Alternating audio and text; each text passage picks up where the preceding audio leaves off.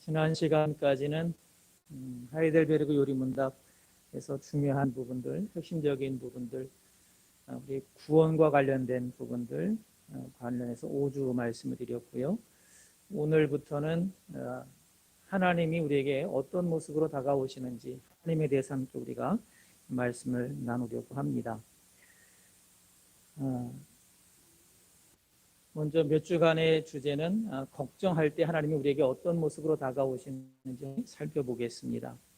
오늘 말씀의 제목 함께 읽어보겠습니다. 격려하시는 하나님. 우리가 걱정할 때 하나님이 어떤 모습으로 다가오신다고요? 격려하시는 모습으로 다가오세요. 하나님은 격려하시는 분입니다.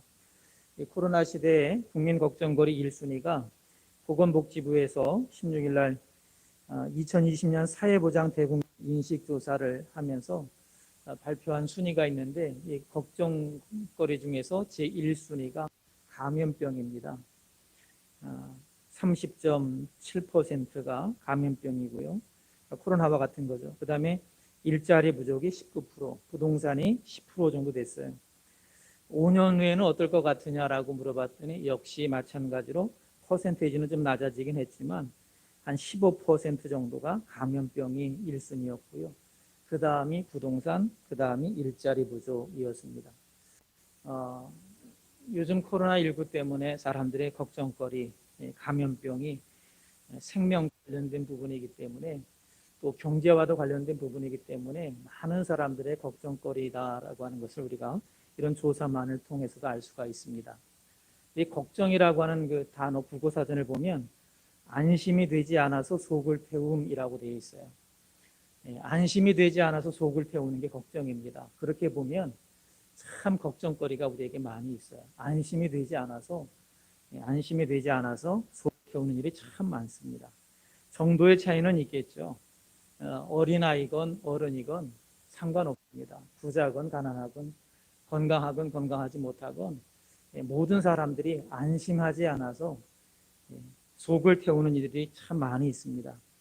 오늘 우리에게 이런 걱정이 있는데 하나님께서 이 문제들, 우리의 걱정의 문제, 안심이 되지 않아서 속을 태우는 이러한 문제들을 안고 있는 우리들에게 어떻게 말씀하시는지 함께 말씀을 나누려고 합니다. 오늘 말씀을 통해서 하나님이 주시는 격려가 함께 하게 되기를 우리 주님의 이름으로 축원을 드립니다. 첫 번째 함께 읽어보겠습니다. 걱정할수록 걱정의 크기 더 커집니다. 이건 교통사고라든지 아니면 크게 넘어졌다든지 그러면 맨 처음에는 여러 군데가 아픕니까? 아니면 한 군데가 아픕니까? 경험 있으신 분들. 한 군데가 더 제일 아파요. 그죠? 만약에 다리가 부러졌으면 넘어지면서 다리가 부러졌다 그러면 다리가 너무 아파요. 근데 그 다리 아픈 그 통증이요, 시간이 지나면서 치료하면서 어느 정도 지나고 나면 그 다음에 어디가 아프기 시작하냐면 다른 데가 아프기 시작해요. 넘어질 때 팔을 짚었으면 팔이 아프고 몸이 아프고 이런 문제가 생겨나게 됩니다. 걱정거리도 똑같은 것 같아요. 큰 걱정거리 때문에 다른 걱정거리들은 그렇게 우리를 힘들게 하지 않는다 생각하기 쉬워요. 다른 걱정거리가 없다고 생각하기가 쉬워요. 그런데 그 걱정거리가 하나 해결되고 나면 그러면 이제 또 다른 걱정거리가 또 우리를 힘들게 하죠. 그래서 계속 하나가 해결되고 나면 또 힘들고 이런 삶을 우리가 살아가게 됩니다. 야곱도 마찬가지입니다. 야곱도 31장에서 보게 되면 어떤 일이 있었느냐 하면 야곱이 그 라반의 집에서, 외삼촌의 집에서 이제 도망치게 되거든요. 왜 그런 출발을 하게 되느냐 하면 1절에 보게 되면 31장 1절에 보게 되면 라반의 아들들이 뭐라고 말하냐면 이 야곱이 많은 재산을 갖게 됐는데, 부자가 됐는데 이거 다 우리 아버지 거 빼앗은 거다 이렇게 말해요. 그러니까 그 말을 들으면서 아마 야곱이 생명의 위협을 느꼈을 것 같아요. 그래서 도망해야 되겠다라고 하는 생각을 그가 갖기 시작합니다. 그런 마음이 있어요. 근데 하나님께서 또 떠나라고 말씀하셔서 이제 떠나게 되는데, 이 도망친 이 야곱을 라반이 쫓아옵니다. 쫓아오는 이유가 뭐겠어요? 재산을 뺏거나 야곱을 죽이기 위한 거죠. 맨 처음에는 몰랐을 거예요. 시간이 지나면서 알게 됐을 겁니다. 그런데 이 문제가 하나님의 은혜로 하나님이 개입하셔서 라반에게 하나님이 선악간에 야곱에게 따지지 말라고 말씀하시는 그런 사건들을 통해서 라반과 야곱이 언약을 맺습니다. 하나의 문제가 해결된 거죠. 그런데 여전히 무슨 문제는 남아있느냐 하면 자신을 죽이려고 했던 그 형 에서를 피해서 도망쳤던 그 사건, 역시 그 문제는 계속 남아있는 거예요. 형 에서가 받아야 할 장자가 받을 축복 기도를 이 야곱이 몰래 빼앗아서 받았거든요. 그 일로 인해서 에서가 이 야곱을 죽여야 되겠다라고 하는 마음을 먹어요. 속으로만 가지고 있는 것이 아니라 그게 표현이 됐던 것 같아요. 이걸 어머니 리브가가 알아요. 그래서 이 어머니 리브가가 야곱에게 뭐라고 말하냐면 형 에서가 화가 나서 너를 죽이려고 하니까 화가 풀릴 때까지 외삼촌의 집에 가 있으라고 합니다. 그래서 이제 외삼촌의 집으로 이 야곱이 떠나게 된 겁니다. 아니 도망치게 된 거죠. 그런데 이 형 에서와의 이런 관계는요 아직 해결된 게 없어요. 고향으로 가고는 있지만 형 에서가 어떤 생각을 가지고 있는지 알 수가 없어요. 예전에는 자신을 죽이려고 해서 도망을 쳤는데 그 마음이 아직도 그대로 남아있는지, 아니면 시간이 지나고 나서 그래도 동생이니까 내가 불쌍히 여기겠다라고 하는 마음을 가졌는지 도저히 알 수가 없어요. 그러니까 그렇게 알 수 없을 때요 우리가 자꾸 상상하게 됩니다. 그래도 형이고 내가 동생이니까 내가 잘못하긴 했지만 시간도 많이 지났고 그러니 나를 용서하지 않았을까? 그러다가도 바뀌지 않았을 거야. 이 생각이 늘 왔다 갔다 반복하게 되죠. 안심이 되지 않기 때문에 자꾸 이랬다 저랬다 반복하게 되는 겁니다. 보통 이런 경우에 자신이 뭔가를 해서 노력한 게 있으면 사람들은 그것을 근거로 해서 스스로 이렇게 위안을 삼는 경우가 많습니다.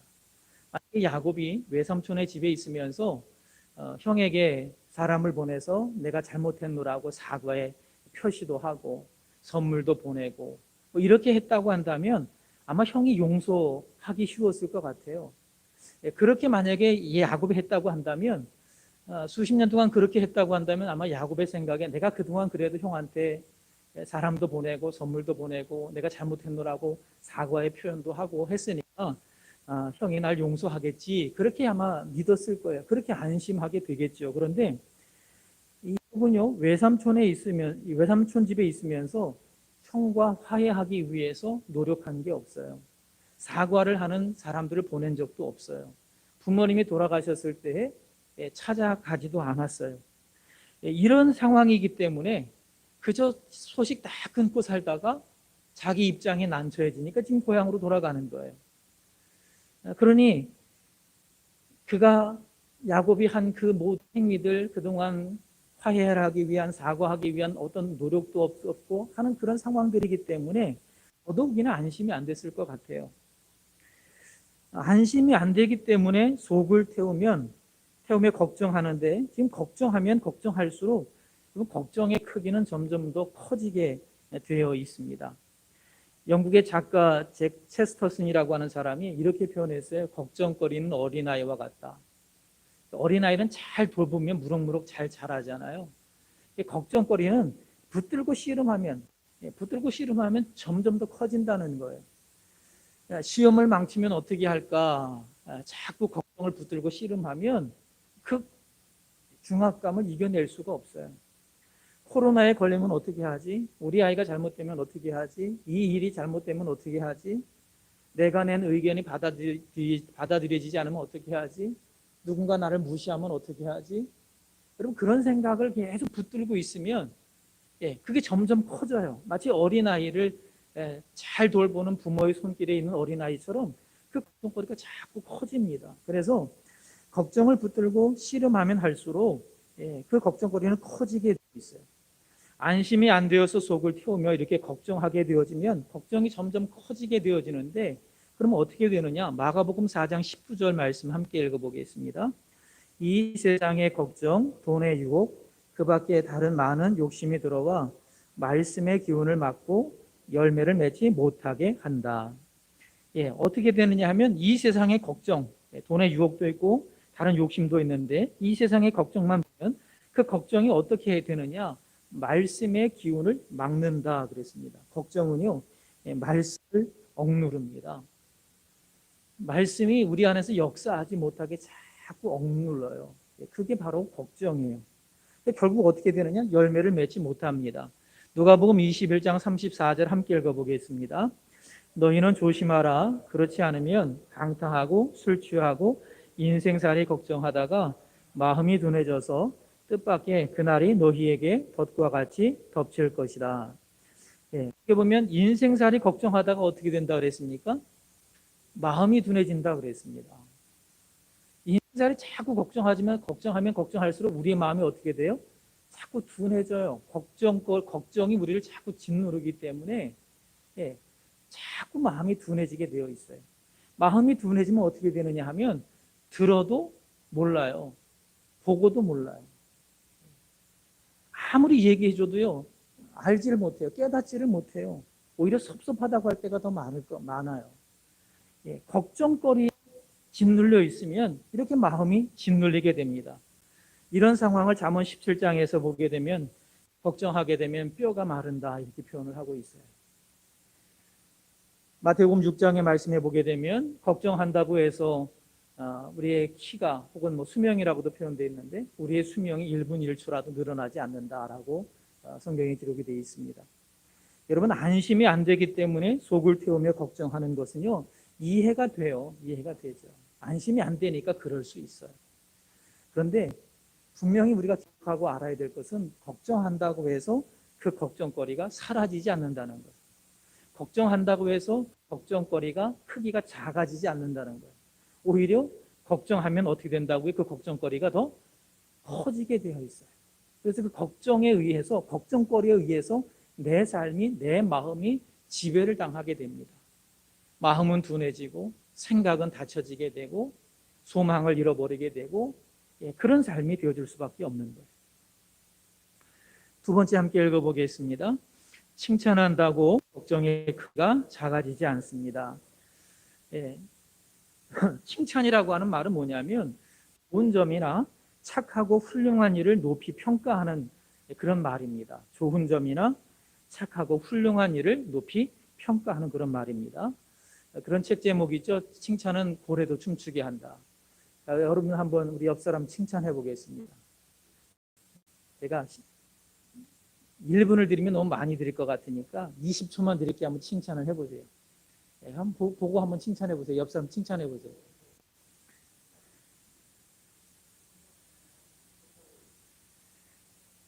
잘 안 되죠? 왜 잘 안 될까요? 제가 아까 칭찬이라고 하는 단어의 뜻을 말씀드렸어요. 좋은 점이나 착하고 훌륭한 일을 높이 평가함, 그런 말, 이게 칭찬이에요. 여러분, 칭찬을 하려고 하면 우리가 보통 칭찬하면 대단하다, 잘했다, 머리가 좋다, 여러 가지로 말하죠. 성실하다, 여러 가지로 표현하는데 이 단어 뜻, 좋은 점이나 착하고 훌륭한 일을 높이 평가하는 그런 말이기 때문에 칭찬을 다르게 표현하면 이런 거예요. 평가하고 판단해서 잘했다고 생각이 돼야지 칭찬하게 되는 거예요. 그러니까 여러분은 지금 칭찬하라고 하면 저도 마찬가지예요. 칭찬하라고 하면 우리는 자연스럽게 나는 지금 생각하고 있지, 나는 내가 그렇게 해야지 평가하고 판단하겠다라고 말하고 있지 않지만 칭찬해야지라고 생각하면 우리 몸 안에서는, 우리 머리는 지금 뭘 하고 있는 거예요? 사람을 평가하고 칭찬하는 거예요. 이 사람이 생긴 게 어떨까? 옷은 어떻게 했나? 세련됐나? 칭찬할 만한 게 뭐가 있지? 자꾸 뭐 하는 거예요? 평가하는 거예요. 판단하는 거예요. 그러다 보니까 칭찬이 어떻게 돼요? 쉽게 나오지가 않아요. 칭찬은요, 다르게 표현하면 착하고 좋은 훌륭한 일을 높이 평가하는 것이지만 다르게 표현하면 그래서 평가와 판단이라고도 말할 수 있는 거예요. 최근 연구 결과들 보면 2010년쯤부터 이제 이런 말들이 나오기 시작하고 있는데요. 칭찬이 오히려 문제가 될 수 있다. 이런 말들을 연구 결과가 나옵니다. 심리학자 캐럴 드웨기라고 하는 사람이 실험을 했는데요. 이런 실험을 했어요. 단어를 외우는 시험을 이제 보는 거예요. 그러면서 그 시험에서 그 시험 보는 사람들에게 똑똑하다고, 어떻게 이렇게 잘 외우냐고 자꾸 칭찬을 해줬어요. 그런데 그 칭찬을 받은 사람들이요, 그렇지 않은 사람에 비해서 감독관이 자리를 비웠을 때에 부정행위를 해서라도 그걸 맞추려고 하는 그런 부정행위를 하는 확률이 훨씬 더 올라가더라는 거예요. 이걸 우리나라 교육방송 프라임에서 실험을 했는데요. 칭찬과 관련된 이제 실험을 한 겁니다. 진행자가 아이들에게 문제를 풀 때마다 칭찬을 한 거예요. 이렇게 계속 칭찬을 하는 거예요. 맞출 때마다, 풀 때마다 칭찬을 했어요. 그리고 진행자가 잠시 나가면서 정답이 있는 카드를 이렇게 내려놓고 나간 거예요. 그랬더니 그 교실에 남은 아이들이 어떻게 하는 줄 아세요? 그거를 보려고 하는 거예요. 그거를. 왜냐하면 계속 칭찬을 받았기 때문에 칭찬받는 그 많은 아이가 눈치를 보면서 정답 카드를 원래 훔쳐보는 현상이 나타나더라는 거예요. 칭찬은 아까 제가 그렇게 표현했죠. 평가와 판단이다. 평가와 판단, 결과 중심적인 거거든요. 칭찬은. 그러다 보니까 사람들은 칭찬을 받으면 자꾸 결과에 집착해요. 과정은 중요하지 않아요. 부정행위를 해도 상관은 없어요. 결과만 좋으면 되는 거예요. 그래서 요즘 교육 현장에서는 칭찬이 아니라 격려가 필요하다 이 말을 해요. 사람이 칭찬을 통해 변화되는 게 아니고 격려를 통해 변화가 된다 이렇게 말합니다. 칭찬은요, 부담감을 줍니다. 칭찬을 듣다 보면 과정보다는 말씀드린 대로 결과를 더 중요하게 생각합니다. 그래서 어떤 수단과 방법을 가리지 않게 됩니다. 칭찬을 자꾸 받는 사람은, 칭찬에 목말라하는 사람은요, 어떤 새로운 일을 도전하지 못해요. 자기가 잘하는 것만 하려고 하는 거예요. 그것이 바로 칭찬의 문제점이라고 말해요. 제가 왜 칭찬을 말씀드리는 거냐면 격려를 얘기하기 위해서 말씀드리는 건데, 하나님은 그렇기 때문에 우리를 칭찬하지 않으세요. 지금 우리를 격려하세요. 결과 중심적으로 우리를 보고 판단하지 않으세요. 우리의 의도, 우리의 마음, 그냥 우리가 존재하는 것 그거 자체, 바로 그런 것 때문에 우리를 격려하세요. 칭찬이라고 한다면 우리에게 우리의 믿음이 커야지 하나님 우리를 칭찬하실 거예요. 세상적인 기준은 그래요. 그런데 하나님은 그냥 우리가 하나님의 자녀이라는 것 때문에 우리를 격려하세요. 세 번째 함께 읽어보겠습니다. 하나님은 걱정하는 사람들을 격려하십니다. 격려는 하나님의 방법이에요. 3번의 1번 함께 읽어보죠. 하나님은 용기를 낼 수 있게 해주십니다. 하나님은 용기를 낼 수 있게 격려해 주세요. 결과와 상관없이 용기를 북돋아 주시는 거예요. 하나님은. 많은 경우 우리는 결과와 관계해서 용기를 북돋아 줄 때가 참 많습니다. 우리가 하는 말들은 격려가 아니라 칭찬일 때가 참 많아요. 근데 하나님은요, 결과와 상관없이 용기를 북돋아 주세요. 죄인들을 격려하세요. 그래서 죄인들을 칭찬하는 게 아니고 죄인들을 격려해 주십니다. 우리를 격려해 주세요. 여러분, 죄인이 칭찬받을 때가 언제 얘기했습니까? 그건 회개할 때겠죠. 죄에서 떠날 때일 겁니다. 죄에서 떠나기 위해서 몸부림칠 때일 겁니다. 그럴 때 칭찬을 받게 되겠죠. 근데 하나님은요, 격려하십니다. 다시 죄를 짓지 않을 때 칭찬을 받을 텐데 하나님은 그냥 죄인이기 때문에 우리를 격려하세요. 이사야서 1장 18절 함께 읽어보겠습니다. 여호와의 말씀이다. 오너라 우리 서로 이야기해보자. 너희 죄가 심하게 얼룩졌을지라도 눈처럼 깨끗해질 것이며 너희 죄가 진홍색처럼 붉을지라도 양털처럼 휘어질 것이다. 하나님이 뭐라고 말씀하십니까? 죄로 심하게 얼룩진 사람들에게 뭐라고 말씀하세요? 오라고 말씀하세요. 오라고. 같은 죄를 반복해서 짓는 사람들에게 하나님이 뭐라고 말씀하세요? 오라고 말씀하세요. 오라고. 여러분, 죄인들에게 같은 죄를 반복해서 짓는 우리들에게 하나님이 오라고 말씀하시는 게 바로 격려하는 말씀인 거예요.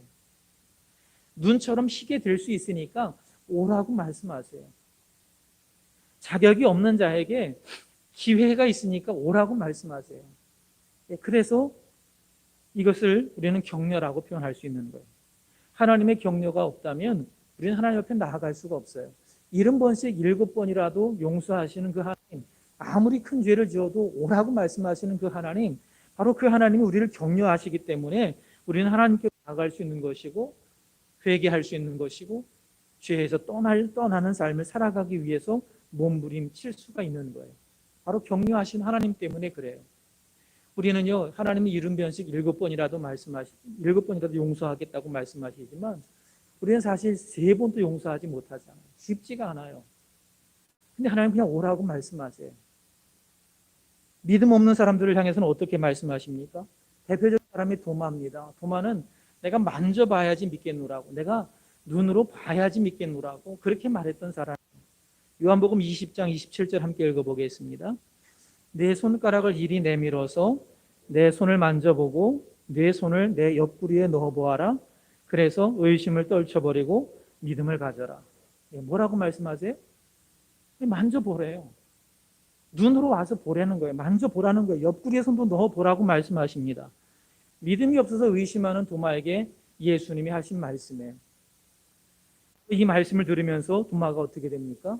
믿음을 가진 자가 되어져요. 믿음을 가진 자가. 의심을 떨쳐버리는 자가 되어진다고요.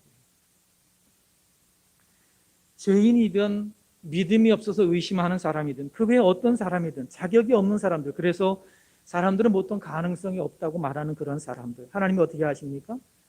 오라고 말씀하시고요, 다시 기도하라고 말씀하시고요, 그렇게 우리를 붙드세요.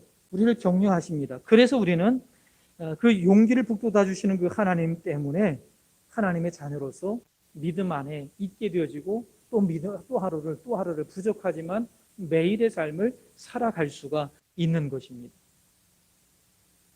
바로 이렇게 하나님은요, 우리에게 용기를 낼 수 있게 말씀해 주세요. 하나님 바로 이렇게 우리를 격려하시는 분이세요. 두 번째 함께 읽어보겠습니다. 하나님은 못 보던 것을 보게 해주십니다.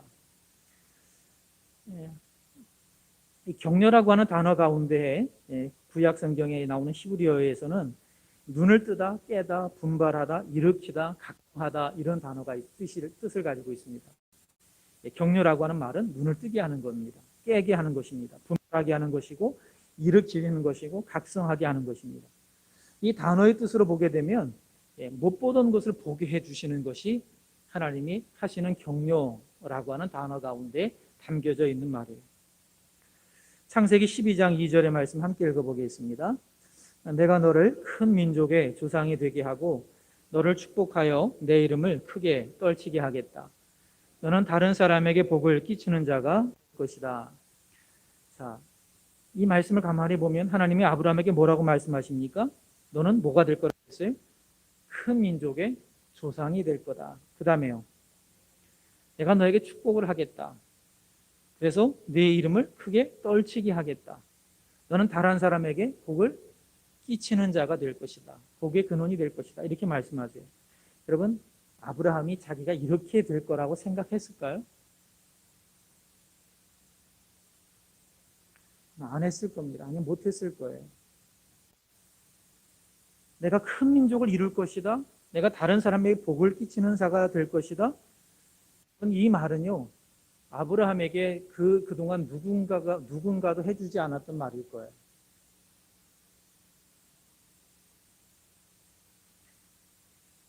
하나님이 하신 말씀은 그동안 아브라함에게 아무도 해주지 않았던 그 말을 하나님이 지금 해주시고 계시는 거예요. 못 보던 것을 보게 해주시는 거예요. 생각하지 못한 것을 생각할 수 있도록 지금 눈을 뜨게 해주시는 겁니다. 하나님의 말씀을 듣고 이 아브라함이 가나안 땅으로 떠나기 시작을 합니다. 발걸음을 옮기기 시작합니다. 여러분, 우리는 보통 이것을 히브리서의 말씀을 통해서 믿음으로 표현하는데, 여러분 생각해 보십시오. 믿음으로 표현할 수도 있습니다. 히브리서에 나오니까. 근데 한번 생각해 보세요. 여러분, 하나님이 말씀하신다고 여러분 그냥 갑자기 가실 수 있겠어요? 쉽지 않아요. 그런데 하나님이 말씀하시는데 그 말씀을 들으면서 내 눈이 확 띄는 거예요. 그동안 못 보던 게 보이기 시작을 하는 거예요. 자신에 대해서 자신의 가치를 몰랐는데, 그동안 자신의 가치를 몰랐는데, 아, 내가 이렇게 될 사람이었네 라고 하는 게 갑자기 보여지기 시작하는 거예요. 여러분, 그러면 떠날 수 있어요. 아브라함이 지금 그런 거예요. 그걸 믿음으로 표현했지만 격려라고 하는 단어를 통해서 보게 되면 아브라함이 하나님의 말씀을 들으면서 못 보던 것을 보고 각성하게 되는 거예요. 분발하게 되는 거예요. 그래서 일어나서 가나안 땅으로 가게 되는 겁니다. 이게 바로 하나님의 격려입니다. 오늘 본문에 나오는 야곱으로 보면요, 야곱이 걱정에 짓눌려 있습니다. 걱정에 짓눌려 있는 사람은요, 생각을 제대로 할 수가 없어요. 어떤 결단을 내리는 게 쉽지가 않아요. 그런데 야곱이 하나님께서 계시는 것을 보면서 야곱의 눈이 뜨여지게 돼요. 야곱이 고향에서 도망칠 때, 그때도 마찬가지였어요. 그가 도망칩니다. 도망친 가운데에서 베델에서 하나님을 만나요. 하나님이 나타나셔서 나는 너의 할아버지 아브라함을 보살펴 준 하나님이다. 나는 너의 아버지 이삭을 보살펴 준 하나님이다. 내가 지금 누워있는 이 땅을 내가 너와 너의 자손에게 주겠다. 하나님 이렇게 말씀하세요. 그 말씀을 들으면서 불안한 마음은 여전히 있겠죠. 걱정은 여전히 되겠죠.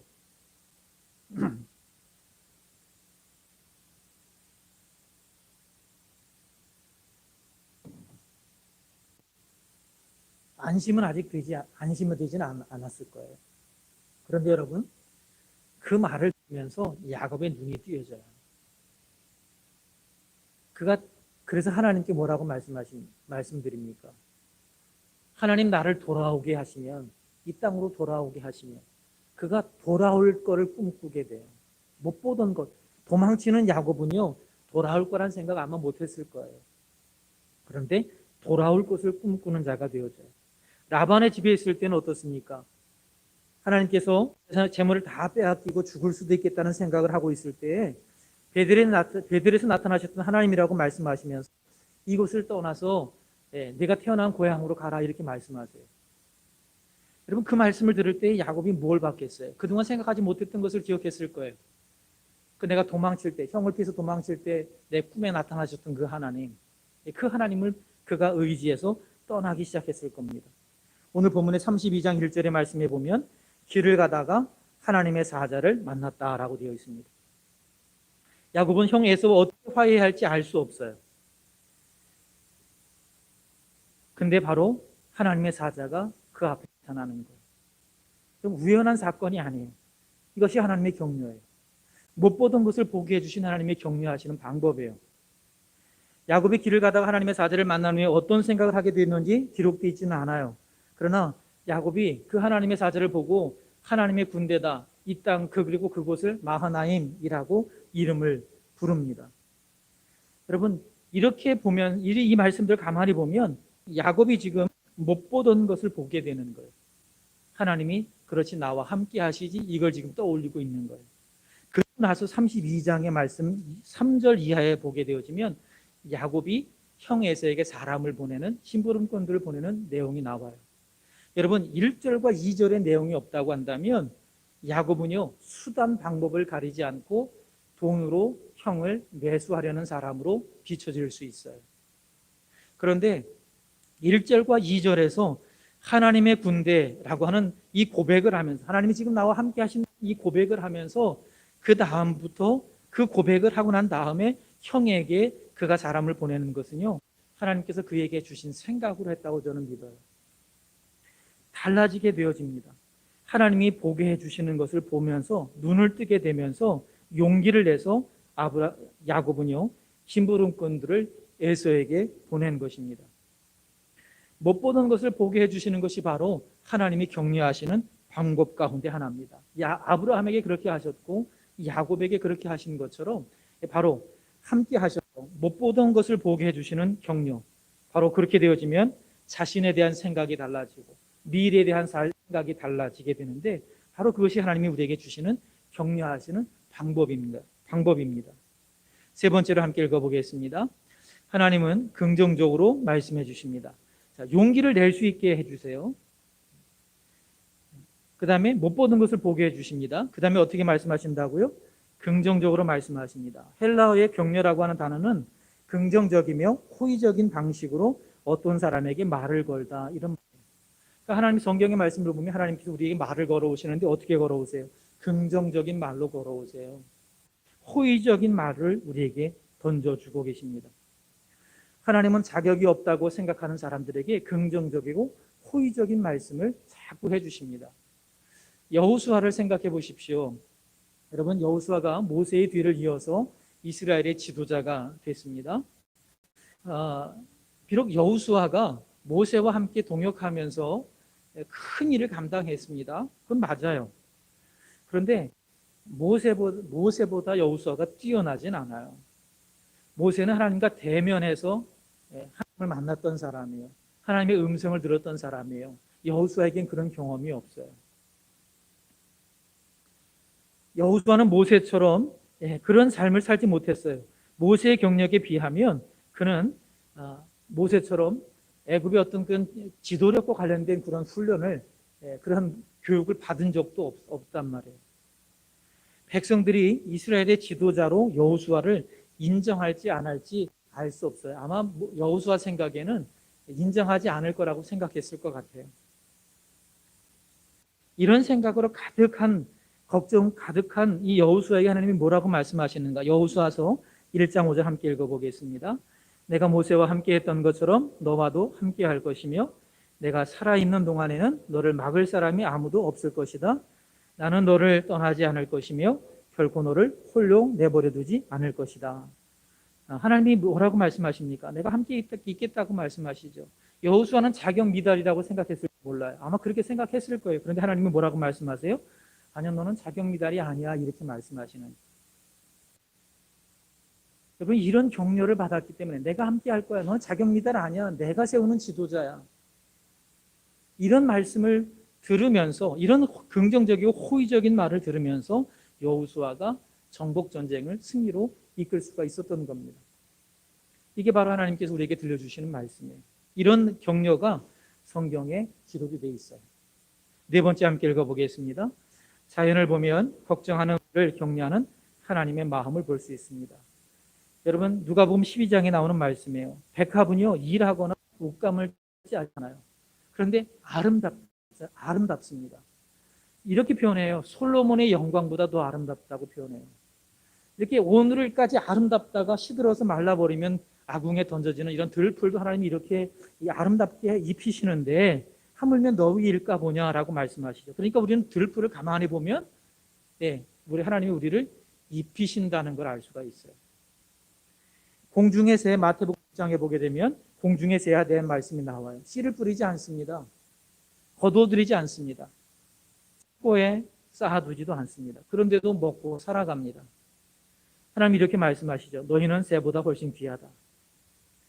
걱정한다고 수명을 연장할 수 없습니다. 그러나 하나님이 주시는 이러한 자연 만물을 가만히 살펴보다 보면 거기에 하나님의 마음을 우리가 알 수가 있어요. 여러분, 자연을 보면 왜 우리의 마음이 평안한 줄 아세요? 색깔 때문에 그렇다고 표현할 수도 있겠죠. 그런데 성경의 말씀을 가만히 이런 말씀들을 보면 자연에는요, 우리를 돌보겠다라고 하는, 우리를 격려하는 하나님의 마음이 담겨져 있어요. 우리가 자연을 보면 평안해지는 거예요. 다섯 번째 함께 읽어보겠습니다. 걱정하는 우리를 격려하는 하나님의 마음이 성경에 기록되어 있습니다. 이런 모든 내용들이 다 어디에 기록되어 있다고요? 성경에 기록되어 있어요. 무엇을 먹을까, 무엇을 마실까, 무엇을 입을까 걱정하는데 그 걱정하지 말아라. 하나님이 어떻게 한다고요? 필요한 줄 알고 계신다고 말씀하세요. 이사야서 43장 1절에 보게 되면 내가 너희를 만들었다. 내가 너희를 구원하였다. 그러니 두려워하지 말라. 이렇게 말씀하세요.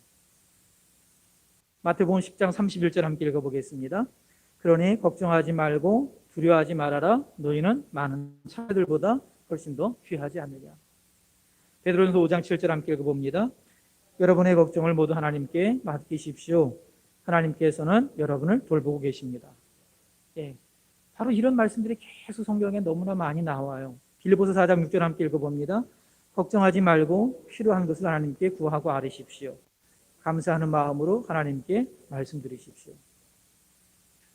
사랑하는 성도 여러분, 하나님은 걱정할 일을 어떻게 하신다고요? 격려하십니다. 말씀을 통해서 용기를 북돋아 주시기도 하고요. 때로는 내가 못 보는 것을 보게 해주시기도 하고, 때로는 긍정적으로 말씀해 주시고 호의적으로 말씀해 주시면서 자연을 통해서는 내가 돌본다라고 하는 것을 확인시켜 주시고, 하나님 여러 가지 모양으로 우리를 격려하십니다. 이 모든 내용이 성경에 기록이 되어 있습니다. 바로 이런 하나님의 말씀을 격려하는 우리에게 주시는 격려의 말씀을 하신 하나님의 말씀을 우리가 가까이 할 때에 하나님이 주시는 격려를 우리가 받게 되어집니다. 그리고 그 격려를 받으면 칭찬받을 때는 삶이 변화되지 않지만 하나님의 격려를 받을 때에 우리의 삶이 변화되는 것입니다. 하나님의 말씀을 늘 가까이 하면서 하나님이 주시는 격려가 함께하게 되기를 우리 주님의 이름으로 축원을 드립니다. 하나님의 격려를 받아서 못 보던 것을 보게 되고 걱정은 내려놓고 하나님이 주시는 기쁨으로 채워지는 복된 삶이 되어지기를 우리 주님의 이름으로 축원을 드립니다.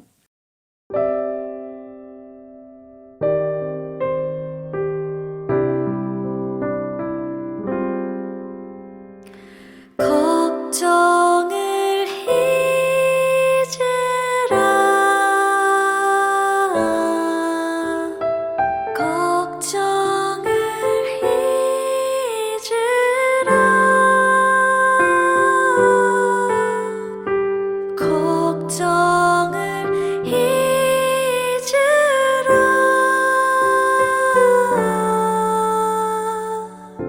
주님 함께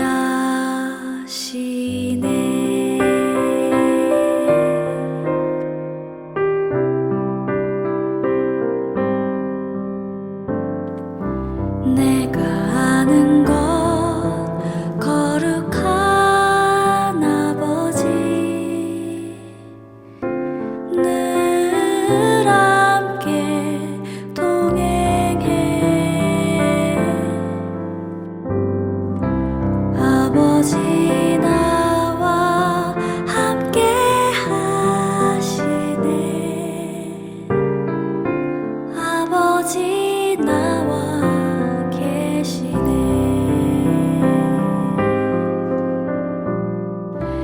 내가 선이 곧 거룩한 땅이라 나에겐 거룩함 없고 거룩한 아버지 함께 계시네 아버지 함께 계시네 아버지를 아는 믿음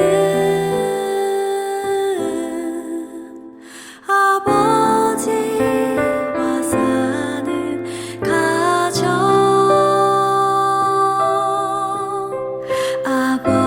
아버지와 걷는 걸음 나